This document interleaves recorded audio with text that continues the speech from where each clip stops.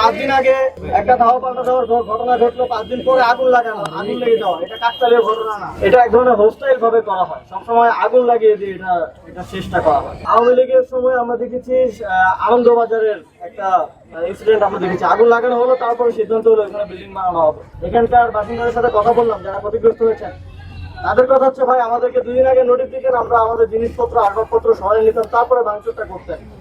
আর আমাদেরকে খোঁজ নেন যে আমাদের কার কি পারিবারিক অবস্থা, যাদের আর্থিক অবস্থা খারাপ তাদের তালিকা নিয়ে এখানে আবাসন প্রকল্প করে তাদেরকে এখানে থাকার ব্যবস্থা করে দেয় সাধারণভাবে যেভাবে হয়।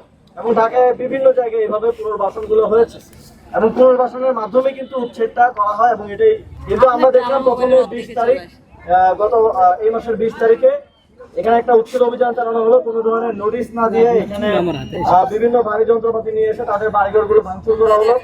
তো এখানে সাধারণ মানুষরা তারা আকুতি করতেছেন যে একদিন 2 দিন আগে যদি একটা নোটিশ দিতেন, একটা মাইকিং করতেন। তো যেহেতু এটা এক ধরনের হোস্টাইল ভাবে এখানে যন্ত্রপাতি এনে করা হয়েছে, তখন একটা ধাওয়া পাল্টা ধাওয়া কিন্তু হয়েছে। আপনারা কভার করেছেন, আমরা দেখেছি। 5 দিন আগে একটা দাহ পাল্টা দেওয়ার ঘটনা ঘটলো, 5 দিন পরে আগুন লাগানো, আগুন লেগে যাওয়া, এটা কাকতালীয় ঘটনা না। বাংলাদেশে তো কয়েক শত হাজার হাজার বস্তি আছে, এটাতেই আগুন লাগতে হলো। 5 দিন আগে উচ্ছেদ অভিযান, এখানে একটু উত্তপ্ত পরিস্থিতি, ধাওয়া পাল্টা ধাওয়া, 5 দিন পরে এসে আগুন লেগে গেল। তো এটা আমরা অবশ্যই কোনো স্বাভাবিক ঘটনা হিসেবে দেখি না। আমরা মনে করি এটা সুষ্ঠু তদন্ত হওয়া উচিত। কিন্তু আসলে এটা যদি সবার আইন যার দিকে যাচ্ছে বা এটা যদি সরকারি করে থাকে, তাহলে আর সরকারের কাছ থেকে তো আমরা সুষ্ঠু তদন্ত আসলে আশা করতে পারি না।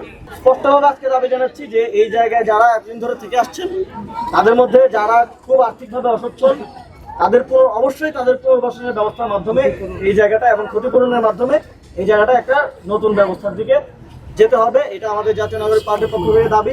এবং সামনে যেহেতু স্থানীয় সরকার নির্বাচন আছে, আমরা যদি সুযোগ পাই, এখানে আমাদের ঢাকা উত্তর সিটি কর্পোরেশনের মেয়র প্রার্থী আছেন, আমি ঢাকা দক্ষিণ সিটি কর্পোরেশনের মেয়র প্রার্থী, আমরা যদি সুযোগ পাই তাহলে অবশ্যই এই ধরনের ঢাকা শহরে আরো যত হাট জমিতে বস্তি এবং এই ধরনের সমাজের যারা হচ্ছে সুবিধা বঞ্চিত শ্রেণীর মানুষজন থাকেন, তাদের পুনর্বাসনের মাধ্যমে আমরা এই জায়গাগুলোর ব্যবস্থা গ্রহণ করবো। কোনো ধরনের আগুন সন্ত্রাসের মধ্য দিয়ে বা হামলা করে নোটিশ ছাড়া ভাঙচুরের মধ্য দিয়ে আমরা এগুলো রাজনৈতিকভাবে দখল কাউকে আমরা নিজেরাও করবো না এবং কাউকে করতেও দিব।